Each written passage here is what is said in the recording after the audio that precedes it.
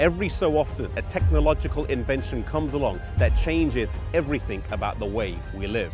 If you were born in this millennium, it's likely you only know a world where there have been smartphones, the internet, and satellite TV.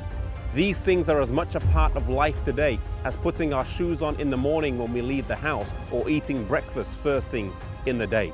Those who are a little older though will remember a world where there was no social media, where the internet was very slow or non-existent, and the idea of taking a photograph on your mobile phone was mind-boggling. Video chat seemed way distant in the future, and yet today these things are considered normal and a part of life.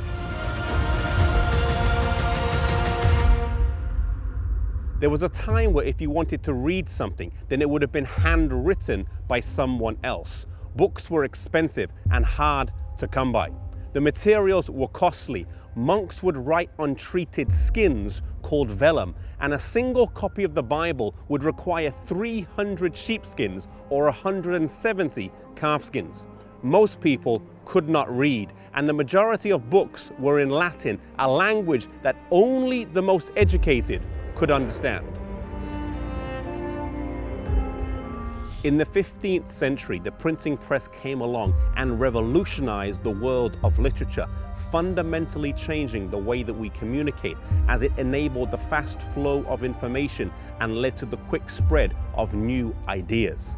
Once text could be reproduced quickly, people had access to read books that they didn't have before.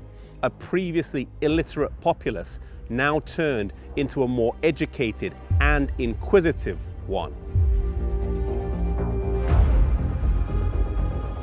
The printing press was invented by a German goldsmith by the name of Johannes Gutenberg.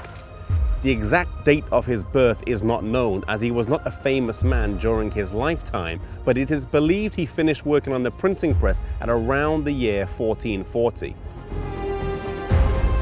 The first book to be published in several volumes and multiple copies was the Bible in 1452. The Gutenberg Bibles would prove to be immensely popular, with all 200 copies of them being sold before the copying was even complete. This was 65 years before Martin Luther published his 95 Theses, and while he was able to preach to only a relatively small number of people, the printed page would reach thousands of people in a short space of time and across national borders. With books being translated from Latin into other languages, people naturally began to ask, why was Mass still being conducted in Latin? People began to ask why church services were not conducted in the language that members of society, regardless of their wealth or education, could actually understand.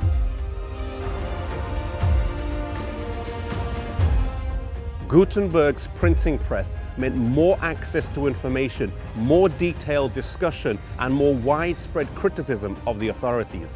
As such, the printing press popularized ideas associated with the Protestant faith during the Reformation, allowing the press to shape and channel a mass movement.